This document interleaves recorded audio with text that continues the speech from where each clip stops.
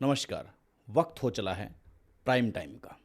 Prime time रोज इस वक्त 9 बजे आप मेरे साथ देख सकते हैं ताज़ा तरीन और सच्ची क्राइम स्टोरी से भरी हुई पूरा का पूरा ये एपिसोड और साथ में कहानियाँ। सच्ची घटनाओं को संप्रेषित करना आपके सामने हमारा मतलब है कि हम आप तक वो सच्ची घटनाएं पहुंचा सकें ताकि समाज में जागरूकता ला सकें।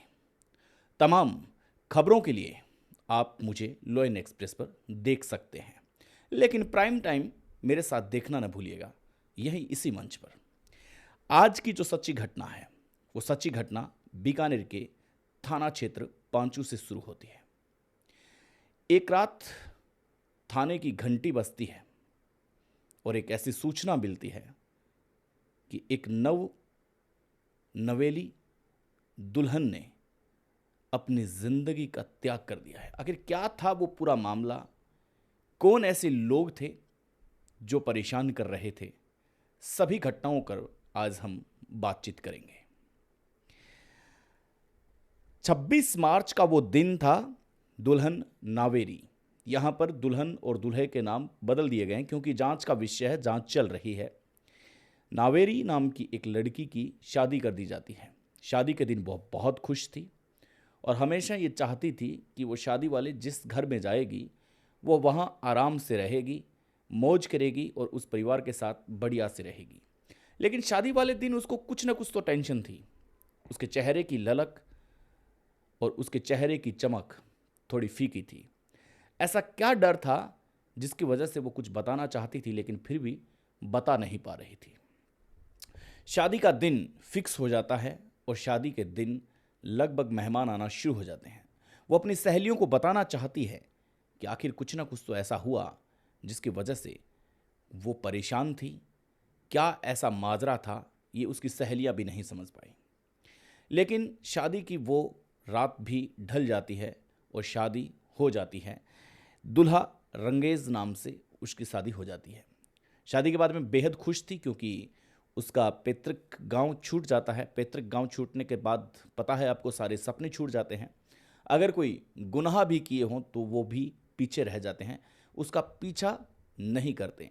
कहा जाता है कि शादी के बाद में चाहे लड़का हो या लड़की, दोनों ही अपनी आदत में सुधार कर लेते हैं, यानी कि एक नई जिंदगी जीने के लिए वो प्रेरित हो ही जाते हैं। जोधपुर से आई इस लड़की ने कभी नहीं सोचा होगा कि परेशानी उसका इस कदर सामना करेगी, परेशानी उसके पीछे पीछे चलेगी, ये इसने नहीं सोचा था। वो ससुराल में रह रही है, अपने पति के साथ हंस रही है, खेल रही है, अपने सास ससुर के साथ अच्छे से बर्ताव कर रही है, सब कुछ सही चल रहा है। अपनी घर में नंदे हैं, उनके साथ अच्छे से बॉन्डिंग है, सब कुछ सही चल रहा है। किसी को कोई भनक तक नहीं, कोई शिकन नहीं कि ये लड़की परेशान भी हो सकती है।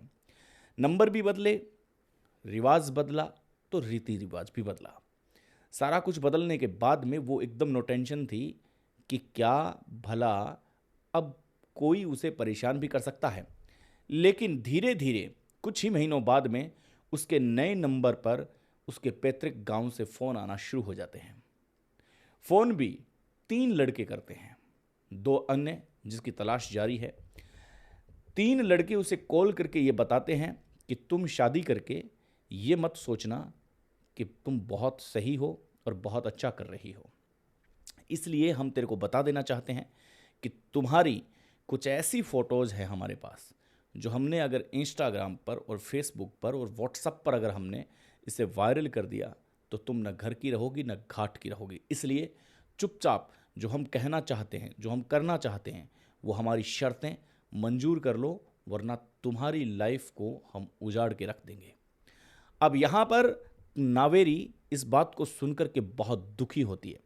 वो बार बार उन लड़कों को समझाती है कि कृपया करके आप मेरे साथ कम से कम ऐसा व्यवहार न करें, क्योंकि ये आपके लिए भी सही नहीं होगा और मेरे लिए भी सही नहीं होगा। गुंजाइश यहाँ तक की कि जहाँ तक ठीक था वहाँ तक ठीक था, लेकिन अब आप मेरी ज़िंदगी को यूं दांव पर न लगाओ। आपसे निवेदन है, लेकिन वो निवेदन निवेदन ही करती रही, लेकिन उन लड़कों के किसी प्रकार का कोई फ़र्क नहीं पड़ा।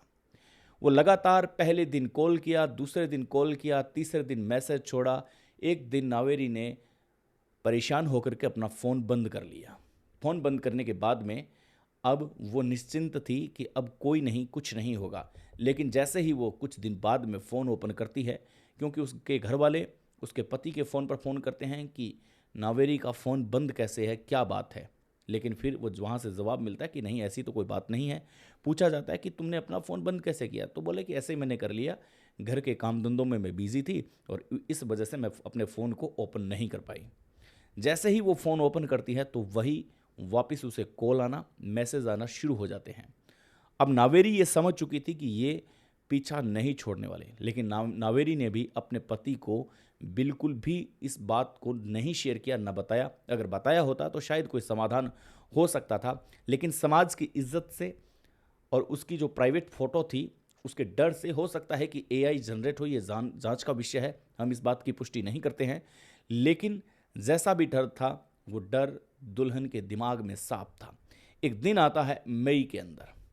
मई में दुल्हन ये सोचती है कि अब सब कुछ खत्म हो चुका है, क्योंकि उसके पास इतने कॉल आ चुके थे, इतने मैसेज आ चुके थे कि अब उसका जीना दूभर हो चुका था।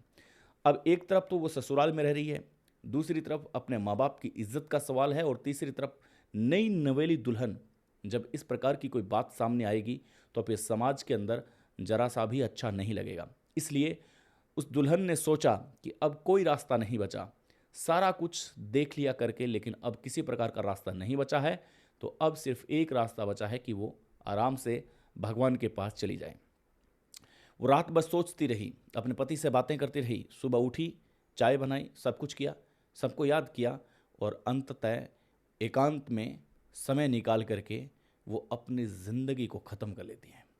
और जैसे जैसे ये सूचना लड़की के चाचा को मिलती है, तो लड़की के चाचा, जो पहले से शायद इस मामले को जानते थे या समझते थे, वो आए और थाने में रिपोर्ट दर्ज करवाई।